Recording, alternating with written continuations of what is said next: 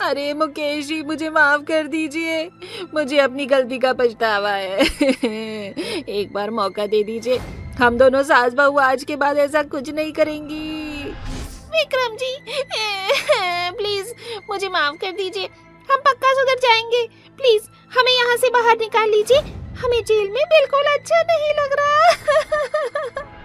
तुम और माँ को तो समझाते समझाते हम दोनों पागल हो गए हैं। अब कुछ दिन इस जेल में बिताओ। मेरा बेटा सही कह रहा है। तुम दोनों ने हमारे साथ दीवार में सिर मारने वाला सीन किया है, जिसे जितना भी कह लो कुछ असर ही नहीं होता।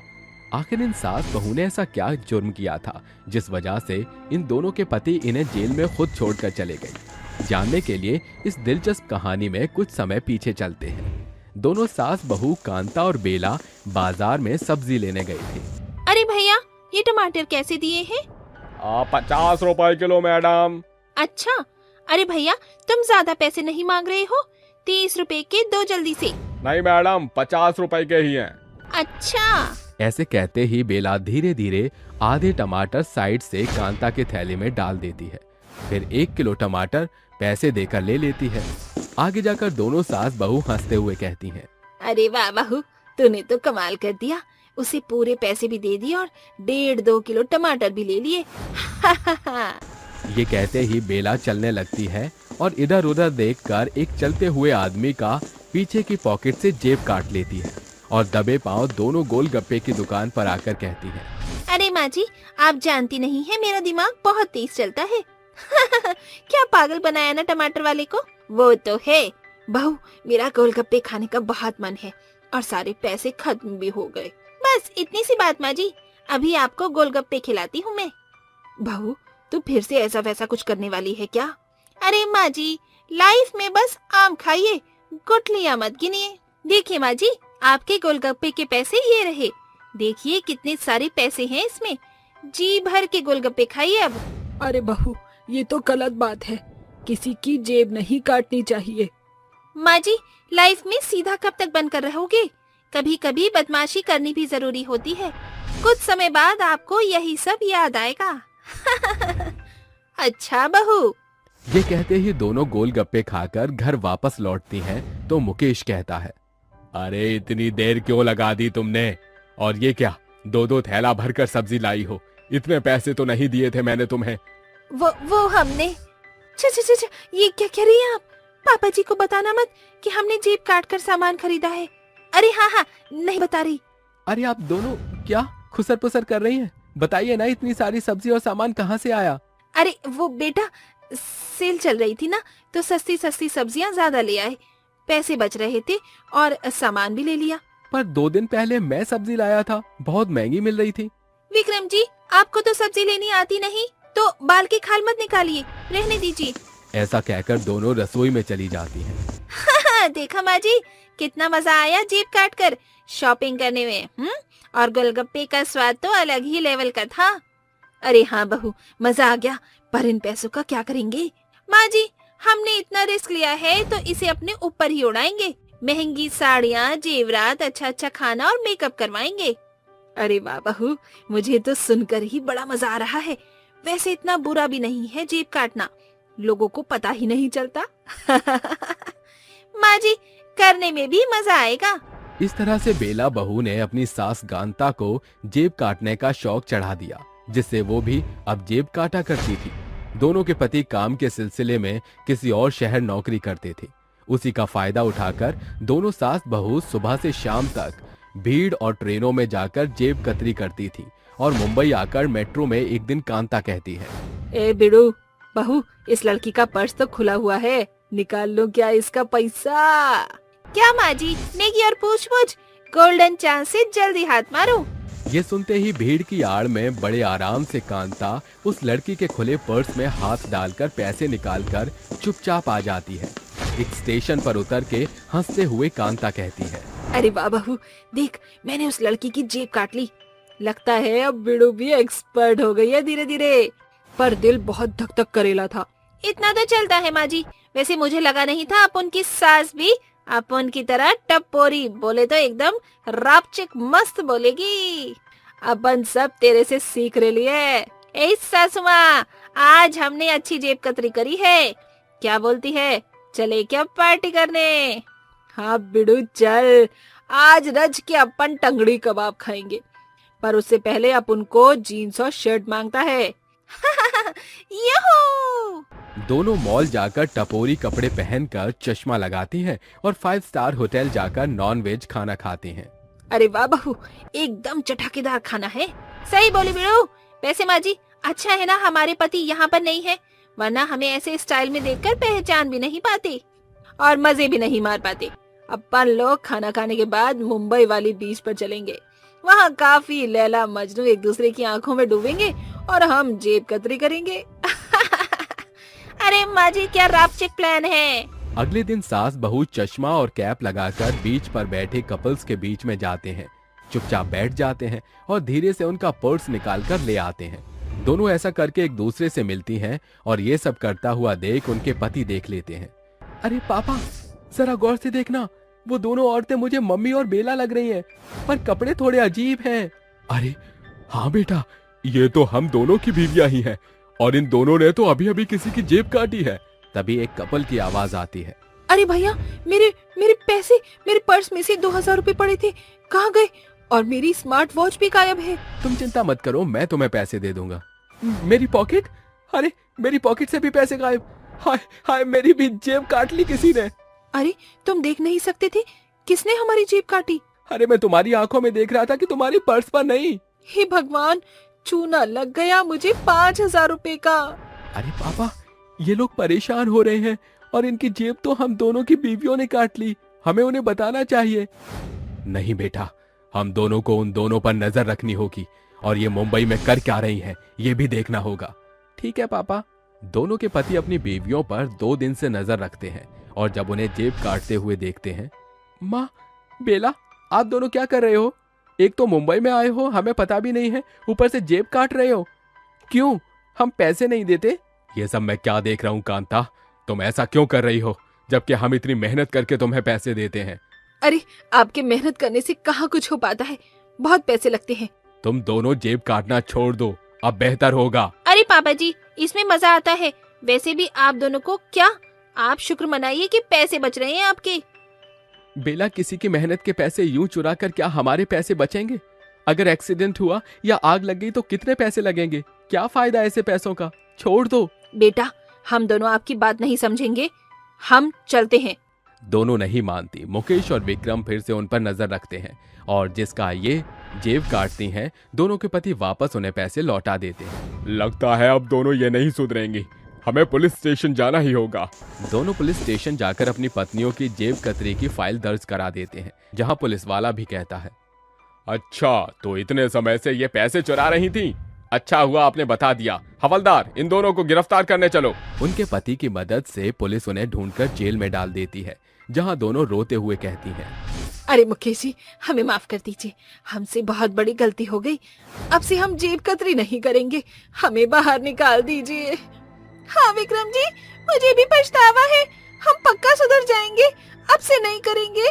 आप दोनों इतनी जल्दी कैसे सुधर जाओगे? जब हमारी बात से नहीं माने तो कितने लोगों के आपने पैसे लूटा है? रोने दो दोनों को, जितना रोती है। हम दोनों चलते हैं। अरे इंस्पेक्टर साहब, आप फाइल दर्ज कीजिए। दोनों को जेल की हवा लगते ही अपने किए की सजा मिल जाती है। करीब 3 दिन बाद दोनों के पति उन्हें छुड़ाने के लिए आते हैं। मुकेश जी, विक्रम, अब तो हमें बाहर ले आइए, हमें सच में पछतावा हो रहा है, अब हम कभी ऐसा नहीं करेंगे। हाँ पापा जी, हाँ विक्रम, सच में कभी नहीं करेंगे, जिनका पैसा है उन्हें लौटा भी देंगे। इंस्पेक्टर साहब, इन्हें छोड़ दीजिए, दोनों को अपनी गलती का पछतावा हो गया है, हम अपनी FIR वापस लेते हैं। इसी के साथ दोनों सुधर कर आम गृहिणी की तरह जिंदगी जीने लगते हैं।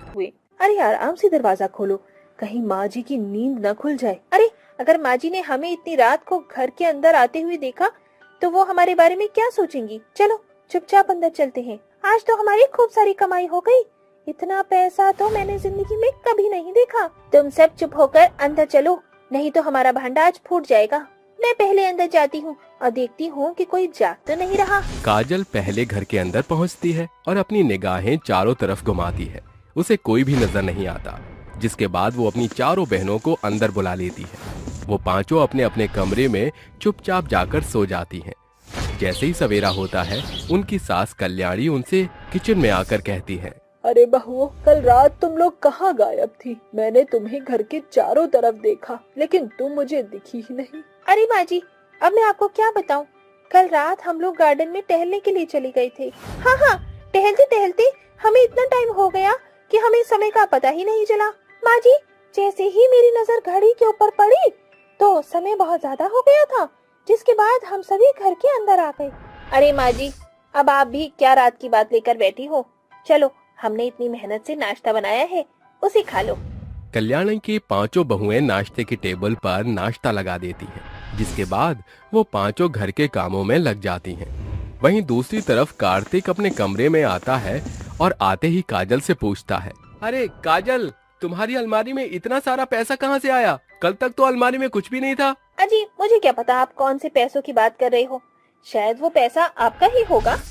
ऐसा कैसे हो सकता है? तुम्हारी अलमारी में मेरा पैसा कहाँ से आ सकता है? ये सुनने के बाद कल्याणी को कुछ समझ नहीं आता, जिसके बाद कल्याणी उन पांचों से पूछती है, कई समय से मैं देख रही हूँ कि तुम पांचों की पांचों रात के समय गायब हो जाती हो। आखिर तुम पांचों रात के समय कहाँ जाती हो?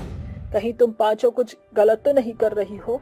अरे माँ जी, आप ये कैसी बातें कर रही हो? माँ जी, क्या आपको हमारे ऊपर जरा भी भरोसा नहीं? हमारी शक्ल तो देखो माँ जी, हम क्या आपकी नजरों में कोई गलत काम कर सकते हैं? माँ जी, आपको कुछ गलत फहमी हुई है, हमें ऐसा कुछ नहीं किया। तभी वहाँ कल्याणी के चारों बेटे भी पहुँच जाते हैं, जिसमें से राघव कहता है, ममता, मैंने तुम्हारी अलमारी में खूब सारा पैसा देखा है, वो पैसा कहाँ से आया? कल्याणी के पांचों बेटों को उनकी पत्नियों की अलमारी में से 2-2 लाख रुपए मिलते हैं, जिसके बाद उसकी पांचों बहुएं चुप हो जाती हैं। बहुत हुआ, तुम्हारी बातों को अब मैं और नहीं समझ सकती। मुझे सब कुछ सच जानना है। आखिर तुम पांचों क्या कर रही हो हमारी पीठ पीछे? इतना पैसा कहाँ से ला रही हो? कल्याणी के इतना कह ही रही थी कि तभी वहाँ पुलिस पहुँच जाती है। पुलिस को देखते ही सभी के पसीने छूट जाते हैं। आखिर उन पांचों ने ऐसा क्या किया था जिसकी वजह से उनके घर पर पुलिस आ गई? आइए कहानी को समझने के लिए थोड़ा पीछे चलते हैं। अरे सुमित्रा, तुझे क्या बताऊं, मेरी पांचों बहुएं इतनी संस्कारी हैं कि बस मेरे तो भाग्य ही खुल गए। अरे ये तो होना ही था, आखिर तूने अपनी बहुओं को बड़ी सूझबूझ करके ढूंढा है, और वैसे भी पांचों बहनें हैं तो सब एक जैसी तो होंगी ही। कल्याणी अपनी सहेली सुमित्रा से बात कर ही रही होती है कि एक एक करके उसकी पांचों बहुएं उन दोनों की खिदमत में लग जाती हैं। कोई पानी लाती तो कोई खाना लेकर आती, तो फिर कोई उनके लिए गर्मा गर्म पकौड़े बनाती। एक एक करके सभी अपने काम दिखाती रहती हैं। ये सब देखकर कल्याणी बहुत खुश होती है। ऐसे ही कुछ दिन बीत जाते हैं और उनकी शादी को कुछ समय हो जाता है। एक दिन रात के समय में वो पांचों गार्डन में बैठी हुई आपस में बात करती हैं। बहुत समय हो गया है, हमने एक बार भी सट्टा नहीं खेला। आज तो मेरा मन बहुत कर रहा है कि मैं सट्टा खेलूं, लेकिन हम सट्टा खेलने जाएंगे कहाँ? अगर घर में किसी को पता चल गया तो? अरे भूलो मत, हमारी सट्टा खेलने की आदत से ही हमारे माँ पिताजी ने हमारी शादी जल्दी करवा दी। देखो, मैं जानती हूँ सट्टा कहाँ खेला जाता है, तो समय क्यों बर्बाद करी हो? जल्दी से बताओ, आज तो हम सट्टा खेल ही लेते हैं। और वैसे भी हमारे पतियों की कोई सरकारी नौकरी तो है नहीं जो वो हमारी सभी ख्वाहिशों को पूरा कर सके। क्यों ना हम सट्टा खेल कर ही अपनी सारी ख्वाहिशें पूरी कर लें। कहती तो तुम बिल्कुल सही हो। वो पांचों काजल के साथ सट्टा खेलने के लिए चली जाती हैं। उन्हें सट्टा खेलते खेलते रात के 12 बज जाते हैं। तभी काजल की नजर घड़ी के ऊपर पड़ती है। अरे अरे, बहुत हुआ, हमने आज बहुत सट्टा खेल लिया। देखो, हमारे पास कुछ पैसे भी आ गए हैं। अब चलो घर चलते हैं। पांचों बहुएं चुपचाप घर पर आ जाती हैं, जिसके बारे में ना तो उनकी सास को पता होता है और ना ही उनके पतियों को। ऐसे ही कई दिन तक वो हर रोज रात के समय सट्टा खेलने जाती और खूब सारा पैसा जीत कर आती। अरे बहुत मजा आ रहा है, अब तो हमें अपने पतियों से पैसे मांगने की भी जरूरत नहीं पड़ती। मुझे ये पहले वाली जिंदगी दोबारा से जीने में बहुत मजा आ रहा है, जैसे पहले हम सट्टा खेला करते थे। वो पांचों अपनी इस आदत से मजबूर हो जाती हैं।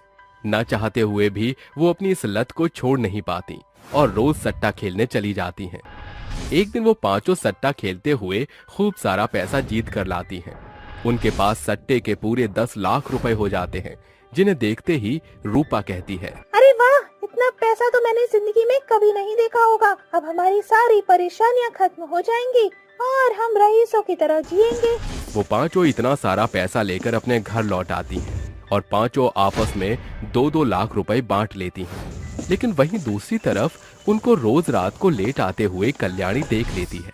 कल्याणी ने उन्हें कल रात भी देर से घर आते देख लिया था, जिसके बाद कल्याणी सवेरे उनसे उनके लेट आने की वजह पूछती है, लेकिन उसकी बहुएं उसे कोई जवाब नहीं देती। तभी वहां पुलिस आ जाती है और कल्याणी से कहती है, देखिए, आपकी 5 बहुएं कल रात 10 लाख सट्टे का पैसा जीत कर लाई हैं। दरअसल ये सब फ्रॉड है और जो पैसा तुम्हारी बहुओं के पास है वो चोरी का पैसा है। ये सुनते ही उन पांचों के पतियों के पैरों तले जमीन खिसक जाती है और कल्याणी की भी आंखें फटी की फटी रह जाती हैं। किसी को कुछ समझ नहीं आ रहा होता। तभी एक लेडीज पुलिस उन पांचों के हाथों में हथकड़ी पहनाकर उन्हें जेल ले जाती है। जेल के अंदर बैठकर उन पांचों को अपने किए पर बहुत पछतावा होता है। आज अगर हम सट्टा ना खेलते तो शायद हमारी ये हालत ना होती। अब तो हमारी सास और हमारे पति भी हमारा साथ नहीं देंगे। अरे दीदी, क्या अब हम जिंदगी भर इस जेल में ही सड़ते रहेंगे? वो आपस में बात कर ही रहे होते हैं कि तभी एक पुलिस वाला जेल का ताला खोलते हुए उनसे कहता है, देखो, तुम्हारी जमानत हो गई है, अब तुम यहाँ से जा सकती हो। ये सुनते ही वो पांचों खुश हो जाती हैं और तुरंत वहां से बाहर निकलती हैं। उनके सामने उनके पति और उनकी सास खड़ी होती है। वो पांचों अपनी सास के पैरों में गिरती हैं, उनसे माफी मांगने लगती हैं। तभी कल्याणी कहती है, जो हुआ उसे भूल जाओ। ये तुम्हारी जिंदगी का सबसे बड़ा सबक था। आज के बाद कभी भी सट्टे की तरफ मुंह करके भी मत देखना। शॉर्टकट रास्ता आसान तो लगता है, लेकिन उसके नुकसान बहुत होते हैं। आज तुम एक परेशानी से तो बाहर आ निकली, लेकिन अगर दोबारा यही सब शुरू कर दिया तो कोई तुम्हें बचाने वाला नहीं होगा। माँ जी, हमें माफ कर दीजिए, आइंदा हम ऐसी गलती दोबारा नहीं करेंगे। उस दिन के बाद से वो पांचों अपने पांचों पतियों के साथ और अपनी सास कल्याणी के साथ खुशी खुशी अपना जीवन व्यतीत करने लगती हैं। सास के घर आई 9 देवी बहुएं। अजी, क्या हुआ? आप किसी गहरे सोब के सागर में डूबे दिखाई दे रहे हैं। अरे कुछ नहीं ममता, विपिन के बारे में सोच रहा था। उसके पालन पोषण में हमने कोई कमी कसर नहीं की, बावजूद इसके आज वो हमारे साथ नहीं है। अजी, कलेजा तो मेरा भी बहुत कचोटता है। 7 समंदर पार जो बैठा है हमारा बेटा, उसने भले अपने बूढ़े माँ बाबूजी को भुला दिया हो, मगर माँ बाप बच्चे को कहाँ भूलते हैं। ये कहानी है अलकनंदा गांव में रहने वाले बूढ़े दंपति गजोधर और ममता की। वो दोनों माँ दुर्गा में बड़ी आस्था रखते थे। निस दिन पूरी प्रतिष्ठा से माँ की पूजा अर्चना करते थे। उनका इकलौता बेटा विपिन ब्याह के बाद विदेश जाकर बस चुका था। माँ बाप की बूढ़ी आंखें रोजाना विपिन, उसकी बीवी और बच्चे के आने की बाट जोते थे। सुबह होने पर गजोधर खेत पर चल देता है और उसी सांझ, अजी, नवरात्रि का दिन दस्तक देने वाला है। मैं बाजार जा रही हूँ फूल फलाहार लाने। ठीक है, सामान लेकर आ जाना। वैसे भी बहू बेटे तो आने से रहे, माता रानी की सेवा कर लेंगे हम। क्या पता जगत जननी माँ दुर्गा हमसे प्रसन्न होकर हमें हमारे बहू बेटे लौटा दे। आप सही कहते हैं। ऐसा कहकर ममता बाजार जाकर माता की चुनरी, श्रृंगार का सामान, फूल फलाहार लेकर घर की ओर अग्रसर होती है कि एक भागती हुई शैला उससे टकरा जाती है। तभी उसे उठाकर ममता कहती है, अरे बेटी, क्या हुआ? इतनी भौचक्की होकर कैसे भाग रही हो? क्या बताऊं माँ जी, मेरा जलाल पति मुझे मारने को आ रहे हैं। उनसे बचने के लिए मैं भाग रही थी। माँ जी, मुझे छुपा लीजिए, वरना वो मुझे मारेंगे। तू चिंता मत कर, मेरे साथ मेरे पास ही रहना। शुक्रिया माँ जी। ममता उस बेचारी बहू को अपने घर ले आकर कहती है, बेटी, तुम यहाँ आराम से रहना, कुछ चाहिए हो तो मुझे बताना। जी माँ जी। अरे ममता, ये बहू कौन है? अजी, ये दुखियारण बिचारी मदद की गुहार लगा रही थी, इसलिए इसे घर ले आई। अब ये हमारे साथ रहेगी। अच्छी बात है, हम बूढ़े बेचारों का मन भी बहल जाएगा। शैला गजोधर के पैर छूकर कहती है। प्रणाम बाऊजी, आपने मुझे अपने घर में बसेरा दिया है, इसके लिए माँ दुर्गा का धन्यवाद करती हूँ। मैं खाना बनाती हूँ। ठीक है बेटा, रसोई ये रही। शैला उन दंपतियों के लिए खाना बनाकर उन्हें परोसती है। खाने का पहला कौर खाते ही वो उसके बखान करते हैं। अरे वाह बहू, तुम्हारे हाथों में तो साक्षात माँ अन्नपूर्णा का बसेरा है। हाँ बहू, सच। और लीजिए ना बाऊजी। बस बहू, अब तुम भी हमारे साथ खा लो। जी बाऊजी। देर रात तक शैला बूढ़े दंपति की सेवा बाड़ी करती है। अगले दिन तीनों माँ दुर्गा की आरती करते हैं। ओम जय अम्बे गौरी, मैया जय श्यामा गौरी, तुमको निस दिन ध्यावत हरि ब्रह्मा शिव जी। ओम जय अम्बे गौरी। हे जगत जननी माँ दुर्गे, हम पर अपनी कृपा बनाए रखना। माँ जी, बाऊजी, धीरज धरिए। इस नवरात्रि माँ दुर्गा आपके तमाम कष्टों का निवारण करेंगी। बहू, मैं जरा माँ दुर्गा के दर्शन करने मंदिर जा रही हूँ। जी माँ जी, आप निश्चिंत होकर जाइए, मैं बाऊजी का अच्छे से ख्याल रखूंगी। ये कहकर ममता मंदिर के लिए निकल जाती है। माता की दर्शन के बाद जब वो सीढ़ी उतर रही थी तो रोती बिलखती हुई चंद्रा उससे मिलती है। उसकी माली हालत देखकर ममता उससे पूछती है। अरे बेटी, तुम रो क्यों रही हो? माँ जी, मेरे पास रहने के लिए न घर बार है, न खाने के लिए अन्न है। मेरी सास ने मुझे घर से बेघर कर दिया। पर क्यों बेटी? क्या तुमसे कोई गलती हुई थी? और तुम्हारे हाथ कैसे जल गए? बिना किसी गलती के निस्दिन मुझे सास का सताव सहना पड़ता है। बावजूद इसके उन्होंने मुझे घर से बाहर निकाल दिया। कभी मेरा खाना बंद कर देती हैं, तो कभी मुझे गौशाला में सोने को कहती हैं, और आज तो मेरे हाथ जला दिए। तुम्हारी सास बड़ी क्रूर है। तुम मेरे साथ मेरे घर चलो, मुझे अपनी माँ ही समझो। शुक्रिया माँ जी, आप बहुत ही नेक दिल औरत हैं। ममता उसे अपने घर ले आकर हल्दी का लेप बनाकर चंद्रा बहू के हाथों पर लगा देती है। ये देखकर चंद्रा की आंखों में आंसू आ जाते हैं, जिसे देखकर ममता कहती है। क्या हुआ बेटी, रो क्यों रही हो तुम? काश मेरी भी सास आपकी तरह होती। आप बहुत प्यारी हैं माँ जी। बेटा, सभी का स्वभाव एक जैसा कहाँ होता है, पर तू मुझे अपनी सास ही समझ ले। अजी देखिए, हमारी एक और बहू हमारे साथ रहने आई है। ये तो अच्छी बात है, एक से भले दो। शैला और चंद्रा अपनी सास के पैर दबाने लगती हैं। अरे बेटी, क्या कर रही हो? 9 देवी के दिन में कन्याओं से पैर नहीं छुआना चाहिए। माँ जी, हम आपकी बेटी समान बहुएं हैं, तो आप हमसे पैर दबवा सकती हैं। इसी तरह ममता के घर नवरात्रि के दिनों किसी न किसी कारणवश 9 बेचारी बहुएं आती हैं, जिन्हें वो अपने घर आसरा देती है। वो 9 बहुएं उनका बहुत ख्याल रखती हैं। देखते ही देखते नवरात्रि का 9वां दिन दस्तक देता है कि ममता अचानक कहती है। हे दुर्गा माँ, दूर दराज तक कन्या नहीं है, मैं कंजका कैसे खिलाऊं? अरे ममता, सारी कन्याएं कंजका खाने गई हैं, तो यहाँ कोई भी नहीं है। मैं सोच रहा हूँ हमें 9 दिन में जो 9 बेटियां मिली हैं, उन्हीं की पूजा करनी चाहिए। हाँ, आप सही कहते हैं। मुझे दुर्गा माँ ने इन 9 दिनों के भीतर 9 देवी मैया दी हैं।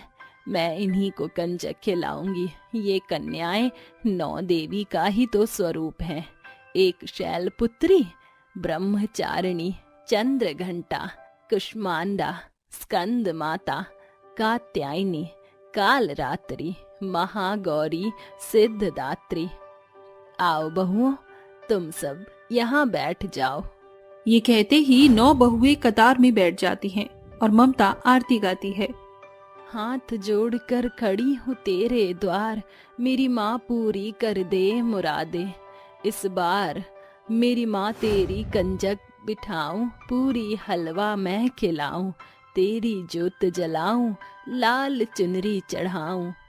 आरती करती ही ममता 9 बहुओं को जैसे ही कंजक खिलाती है, तभी एक दिव्य रोशनी में वो 9 बहुएं 9 देवी के स्वरूप में बदल जाती हैं। ये देखकर गजोधर और ममता हाथ जोड़कर कहते हैं, ये मैं क्या देख रहा हूँ? ममता, हमारे घर 9 देवी मैया प्रकट हुई हैं। प्रणाम नव दुर्गे मैया।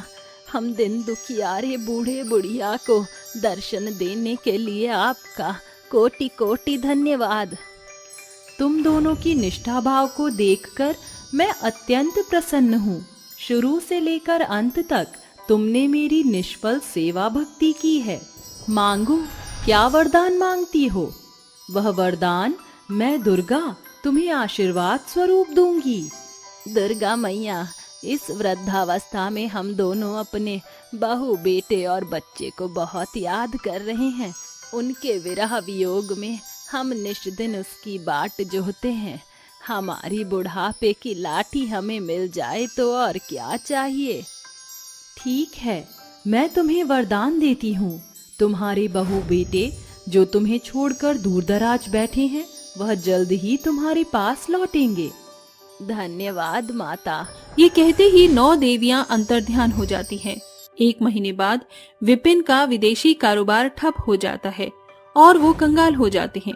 तो दोनों वापस अपनी माँ के पास किसी तरह जुगाड़ करके पहुँचते हैं और ममता के कदमों में गिरते ही विपिन और छाया कहते हैं, माँ, पिताजी, हमें माफ कर दीजिए। हम आपको ऐसी अवस्था में छोड़कर चले गए, लेकिन हमारा सारा कारोबार डूब गया है। अब मैं यहीं रहकर आपकी सेवा करूंगा। हाँ माँ जी, मैं भी अब से आपकी ही सेवा में रहूंगी। कोई बात नहीं बच्चों, तुम वापस मेरे पास आ गए और मुझे कुछ नहीं चाहिए।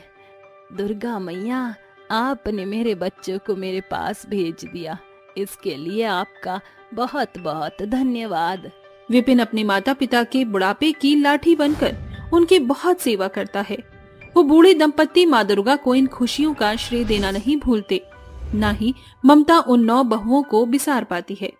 विपिन के जाने के बावजूद भी उस सास की बूढ़ी आंखें इस आस से बाट चोहा करती थीं कि शायद वो 9 बहुएं उनके घर आ जाएं। इसी के साथ एक सास की 9 देवी बहुओं की कहानी यही अल्प विराम लेती है। ये थी माँ दुर्गा के 9 देवियों की महिमा की एक झलक। गुंजन अपने घर के अंदर अपने मंदिर में दुर्गा माँ की पूजा कर रही होती है। मैं तो आरती उतारूं रे संतोषी माता की। पूजा संपन्न करके वो पूजा की थाली रखकर अपने दोनों हाथों को जोड़ती है और अपनी आंखें बंद करके दुर्गा माँ से कहती है, माँ, तेरा दिया हुआ मेरे पास सब कुछ है। दौलत है, शोहरत है, अच्छा पति है, लेकिन सिर्फ एक चीज की कमी है।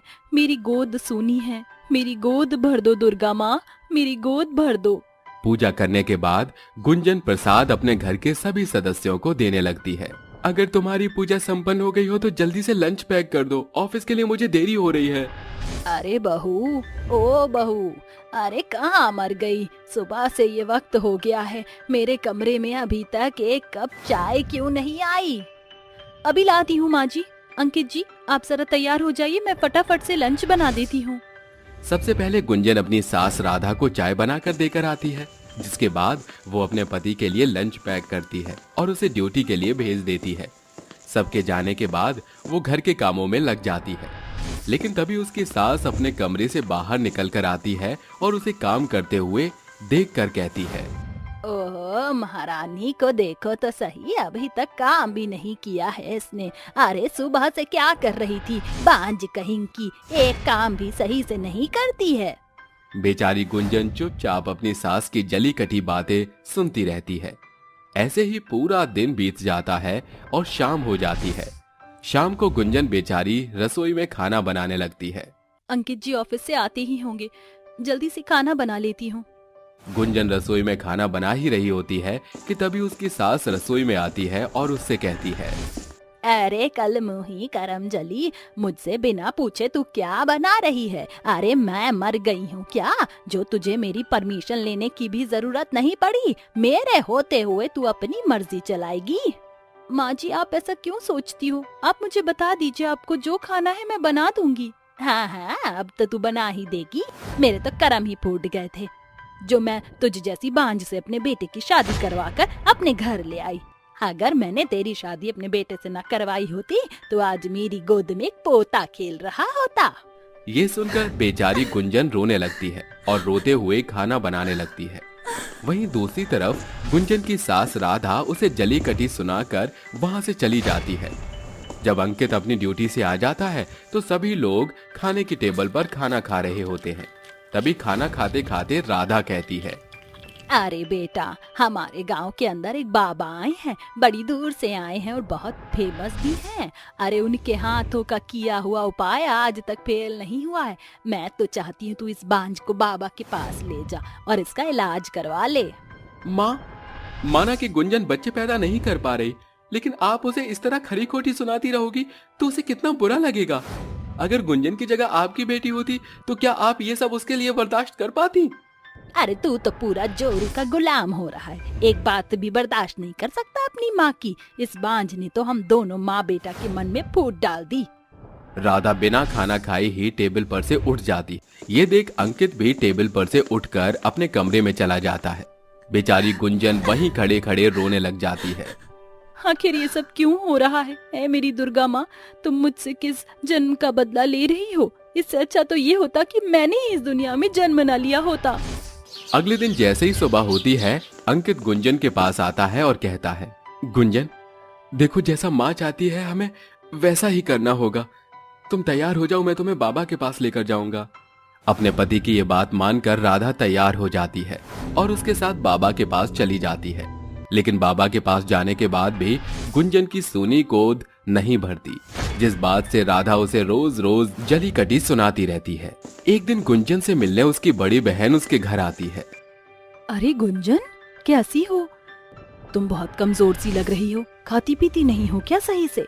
अरे कहाँ दीदी, अच्छे से खाती हूँ लेकिन शरीर पर लगता ही नहीं है। तुम्हारा चेहरा भी मुरझाया हुआ लग रहा है।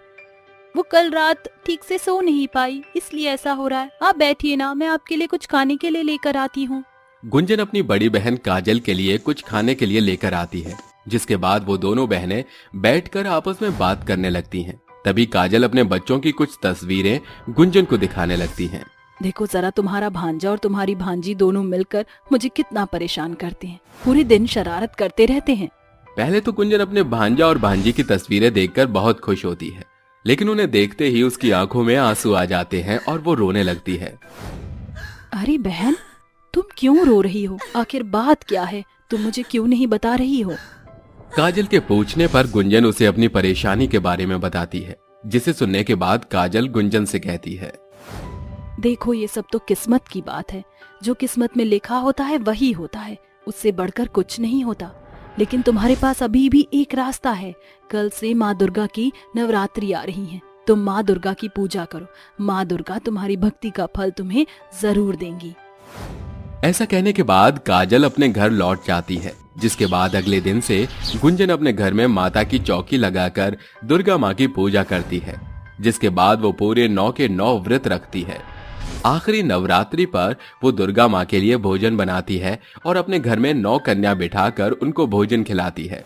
ये सब राधा जब देखती है तो गुंजन से कहती है, अरे तुझे क्या लगता है ये सब ढोंग करने से तुझे बच्चा हो जाएगा? अरे तू तो पैदाइशी ही बांझ है। तेरी लाख कोशिशों के बाद भी तेरा कुछ नहीं हो सकता, समझी तू?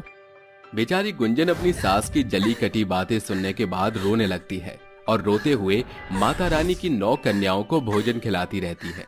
सभी कन्या एक साथ खड़ी होती हैं और गुंजन से कहती हैं, आयुष्मती भव, सदा सुहागन रहो और दूधो नहाओ पूतो फलो। 9 कन्याओं के आशीर्वाद देते ही अचानक से गुंजन बेहोश हो जाती है। ये सब देखकर अंकित बहुत घबरा जाता है और तुरंत डॉक्टर को फोन करता है। डॉक्टर जैसे ही गुंजन का चेकअप करते हैं वो अंकित से कहते हैं, मुबारक हो मिस्टर अंकित, तुम्हारी पत्नी प्रेग्नेंट है, तुम पिता बनने वाले हो। ये सुनते ही अंकित फूले नहीं समाता और अपनी माँ को गले से लगाकर कहता है, देखा माँ, मैं कहता था ना, एक ना एक दिन मेरी पत्नी मेरे अंश को जन्म जरूर देगी। गुंजन बांझ नहीं है, उसकी कोख में मेरा बच्चा है माँ। अंकित को इतना खुश देखकर राधा की आंखों में आंसू आ जाते हैं और वो गुंजन से कहती है, गुंजन, मुझे माफ कर दो बहू। मैंने तुम्हें कितनी खरी खोटी सुनाई, लेकिन तुमने कभी मुझे पलटकर जवाब भी नहीं दिया। आज मुझे मेरी गलती का बहुत एहसास है। आइंदा मैं तुम्हें कभी इस तरह नहीं बोलूंगी। अरे माँ जी, आप ऐसा क्यों कहती हो? आप तो मेरी माँ जैसी हो, आप मुझे कुछ भी कह सकती हो। राधा गुंजन को गले से लगा लेती है, जिसके पूरे 9 महीने बाद गुंजन एक बेटे को जन्म देती है और वो अपने परिवार के साथ खुशी खुशी रहने लगती है। पानीपुरी वाली दुर्गा माँ। अजमल खां गांव में रहने वाला प्रीतम गांव के हॉल्ट बाजार में पानीपुरी बेचकर अपनी कमाई से अपना और अपने परिवार का भरसक भरण पोषण करता था। अरे आओ आओ भाइयों और बहनों, पेश है प्रीतम की स्वादिष्ट पानी पूरी। आओ और खाओ पेट भर कर पानी पूरी। सवेरे से शाम तक पानीपुरी की दुकान लगाकर प्रीतम अपने घर लौट आता है, जहां दरवाजे पर खड़ी उसकी गर्भवती पत्नी संध्या कहती है, बंटू के बाबूजी, आप आ गए। मैं कब से आपकी ही बाट जो रही थी। अरे संध्या, माँ दुर्गे की दया से आज मुझे मेरे पानीपुरी के ठेले से बहुतायत में कमाई हुई है। माँ दुर्गे की दया के लिए लाखों लाख धन्यवाद। नवरात्रि आने को है, खरीदारी भी करनी होगी। फिक्र मत करो भाग्यवान, इस बार हम दोनों दंपति माँ दुर्गा की स्थापना शानो शौकत से करेंगे। नवरात्रि की चर्चा समाप्त करके पूरा परिवार खा पी कर सो जाता है। समय गुजरता जाता है, मगर एक रात जब प्रीतम पानीपुरी का ठेला लिए घर की ओर अग्रसर ही हुआ था कि मौसम का रुख बेहद भयातुर भयावह हो जाता है और झमाझम बरसात की बौछार बरसती है। जैसे तैसे प्रीतम ठिठुरते हुए घर पहुंचता है। बाबूजी आ गए, देखो माँ। अजी, आप तो सर से पांव तक बारिश की बौछार में सराबोर हो गए हैं। अरे भाग्यवान, माँ दुर्गा का दिन आने वाला है। माँ दुर्गा हर सावन भादों में आने पर मेघ बरसाकर ही तो अपने आने का संदेश सुनाती हैं। खाना खाने के बाद प्रीतम की आंखें चढ़ जाती हैं और वह नींद से ऊँघने लगता है। सभी देर रात सोते हैं, मगर सवेरे प्रीतम की तबीयत बेतहाशा बिगड़ जाती है। अजी, आपका सारा शरीर तो बुखार से तप रहा है। आज आपकी जगह पानीपुरी बेचने हॉल्ट बाजार मैं चली जाऊंगी। संध्या, बौराई लुगाई जैसी बातें मत करो। क्या कहेगा गांव जमाना जब पेट से होकर तुम पानीपुरी बेचने जाओगी। माँ दुर्गा न करे, अगर कोई ऊंच नीच हो गई तो वैसे ही गांव से बाजार का पड़ाव पथरीला है। प्रीतम के मनाही के साथ संध्या के कदम घर में रुक जाते हैं, मगर गुजरते दिन सप्ताह में बदल जाते हैं। बावजूद इसके प्रीतम की सेहत संभलने की बजाय और ज्यादा बिगड़ जाती है। वह पूर्णतया बीमारी के बिछौने की जकड़ में आ जाता है। देर रात माँ दुर्गा के समक्ष बैठी संध्या सिसकते हुए कहती है, हे जगत जननी माँ दुर्गा, ये किस बैर का बदला ले रही हैं आप? इतनी सच्ची श्रद्धा थी हम दोनों दंपति के मन में। इस साल नवरात्रि पर शानो शौकत से आपको स्थापित करते, मगर आज मेरे पति और परिवारजन घनघोर गरीबी से जूझ रहे हैं। माँ, सुना है जो नवरात्रि के 9 दिन निष्ठा से आपकी पूजा उपासना करता है, आप उस दीन जन की गुहार को अनसुना नहीं करती। कल से नवरात्रि प्रारंभ हो रहे हैं। मैं संपूर्ण श्रद्धा से नवरात्रि के 9 दिन आपकी उपासना करूंगी। ये कहते हुए संध्या माँ दुर्गा की मूर्ति के समक्ष ही माथा धरे सो जाती है। नवरात्रि की सुबह एक साधारण औरत उनके घर की दहलीज पर दस्तक देती है। अरे, कोई है? कहिए काकी, किससे मिलना है? बिटिया, हालात की मारी हूँ। मेरे बेटे और बहू ने अपना स्वार्थ साध कर मुझे घर से खदेड़ दिया। काम की तलाश में आई हूँ। काकी, यहीं ठहरिए। संध्या फौरन अपने पति प्रीतम से इस बात की सलाह मशवरा लेती है। सुनो जी, एक मसलूब काकी काम की तलाश में आई है। जब तक आप भले चंगे नहीं हो जाते, क्यों ना हम अपनी पानीपुरी का ठेला इनके जिम्मे सौंप दे। संध्या के पूछने पर बीमार बदहाल अवस्था में बिस्तर पर पड़ा प्रीतम पलक झपकाकर हामी भर देता है और संध्या कहती है, काकी माँ, आपको मेरे पति के ठेले पर पानीपुरी लगाकर बेचना होगा। ये कुछ पैसे हैं, जो भी कमाई होगी उसे हम दोनों आधा आधा साझा कर लेंगे। ठीक है बेटी। दुर्गा उन पैसों से पानीपुरी बनाकर उन्हें सजा धजा कर बेचने के लिए बाजार की ओर अग्रसर हो जाती है। आओ आओ बहनों और भाइयों, इस दुर्गा अष्टमी पर खाओ दुर्गा के हाथ के बने एकदम सात्विक पानीपुरी। अरे ओ पानीपुरी वाली अम्मा, तनिक जल्दी से ठंडा ठंडा खट्टा मीठा पानीपुरी खिला दियो। दुर्गा फटाफट हरिया को पानीपुरी खिलाने लगती है। पहला पानीपुरी खाते ही हरिया पानी पूरी की तारीफों के पुल बांधते हुए कहता है। अरे वाह, क्या जबरदस्त पानी पूरी बनाए हो अम्मा। ससुरा एकदम नपा तुला हाथ है। और पानी पूरी का ये स्वादिष्ट खट्टा मीठा पानी एकदम अमृत के जैसन लागत है। साक्षात अन्नपूर्णा का वास है तुम्हारे हाथ में। सारी महिमा माँ दुर्गा को मिले। हरिया के बाद सुबह से शाम तक सैकड़ों ग्राहक पानी पूरी खाने आते हैं। सांझ की बेला हो चली है, अब मुझे जाना होगा। इसके बाद दुर्गा पानी पूरी का ठेला लिए घर लौट आकर सारी कमाई संध्या को देते हुए कहती है। ये लो बेटी, मेरी पहले दिन की कमाई। पैसे गिनकर संध्या कहती है। क्या बात है काकी माँ, आपने तो मेरे पति से बेहतर कमाई की है। ये लीजिए आधे पैसे। बेटी, आज नवरात्रि का पहला दिन है। सारे संसार ने सवेरे ही माँ दुर्गा को अपने घर में स्थापित कर लिया होगा, मगर तुम्हारा घर अब तक सूना है। काकी माँ, मेरे पास पैसे न थे, मगर नवरात्रि के पहले दिन का पड़ाव पार होने में अभी कुछ समय शेष है। संध्या दुर्गा के साथ बाजार आके माँ दुर्गा की सुंदर सी मूर्ति और फूल, फलाहार इत्यादि लेकर घर लौटकर उन्हें स्थापित करती है। ऐसा जान पड़ रहा है जैसे कुछ छूट रहा है। बेटी, शायद तुम्हें पता नहीं, जवा कुसुम के पुष्प और दूब के बगैर नवरात्रि में माँ दुर्गा की स्थापना संपूर्ण नहीं होती। मगर ये फूल और दूब आपको कहाँ मिले? दरअसल माँ दुर्गा से मेरा गहरा नाता है। अगले दिन दुर्गा सूर्यास्त से पहले उठकर पानी पूरी तैयार करके उन्हें ठेले पर संजोकर बेचने निकल पड़ती है। अरे आओ आओ बहनों भाइयों, और खाओ दुर्गा के स्वादिष्ट पानी पूरी। एक बार खाओगे 100 दफा आओगे। अरे ओ पानी पूरी वाली अम्मा, जरा जल्दी से पानी पूरी खिलाओ। दुर्गा दिव्या को पानी पूरी खिलाने लगती है। दिव्या बिना रुके खूब सारा पानी पूरी खाकर उसका बखान करके कहती है। अरे वाह अम्मा, क्या जबरदस्त पानी पूरी का चटकारा लगाया है आपने। पेट भर गया, मगर मन है कि भरता ही नहीं। देखते देखते सांझ ढल जाती है और दुर्गा अपनी पानी पूरी के ठेले को लेकर घर आती है। हर एक गुजरते दिन के साथ दुर्गा की पानी पूरी गांव-गांव में प्रसिद्धि पाती है। ये देखकर संध्या कहती है। काकी, जाने कौन सा जादू है, जिस पानी पूरी को बेचकर मेरे पति 1 गुना कमाते थे, आप उससे 4 गुना कमा रही हैं।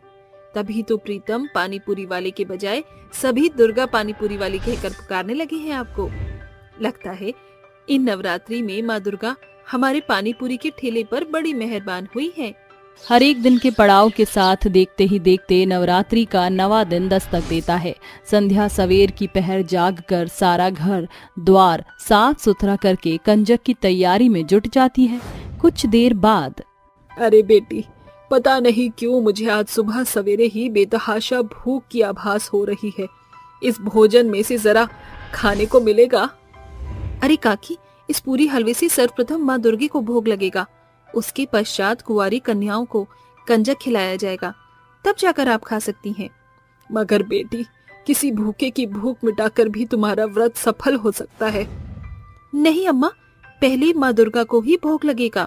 एकाएक साधारण सी दिखने वाली दुर्गा माँ दुर्गा का अवतार धारण कर लेती हैं। संध्या, स्तब्ध ना हो, वो अबला औरत मैं ही थी। जब दीन जन टूटे पिसे मन से मुझे पुकारते हैं, मुझे उनकी सहायता के लिए स्वरूप धरना पड़ता है। इसका मतलब पानी पूरी बेचने वाली माँ दुर्गा आप थी माँ? अपने विदाई के दिन पर दरस देकर तुमने मुझ दीन दुखियारिन को कृतार्थ कर दिया माँ। संध्या माँ दुर्गा को भोग लगाती है, जिसके बाद एक तेजोमय किरण प्रीतम पर पड़ते ही वह अपने पैरों पर दृढ़ खड़ा हो जाता है। आपकी लीला अपरंपार है माँ दुर्गे। प्रीतम, मैंने तुम्हारे पानी पूरी के व्यापार को बहुतायत बड़ा कर दिया है। मेरे विदाई की बेला हो चली है, मुझे लौटना होगा। माँ दुर्गा के जाते ही उनके चरण कमल सोने चांदी में बदल जाते हैं, जिससे दोनों दंपत्ति के जीवन से घनघोर गरीबी की बदरा समाप्त हो जाती है। प्रीतम की पानी पूरी की दुकान माँ दुर्गा की बदौलत आज किसी पहचान की मोहताज नहीं। वह दंपत्ति निष्दिन अपनी सफलता का श्रेय माँ दुर्गा को दिया करते हैं।